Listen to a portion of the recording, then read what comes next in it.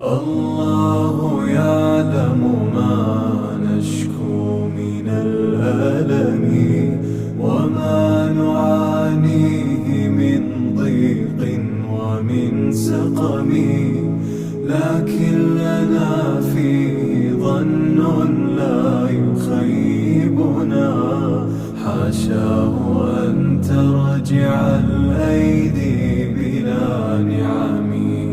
كم جاد من فضله قبل السؤال، وكم أعطى وأغنى بمحض الجود والكرم.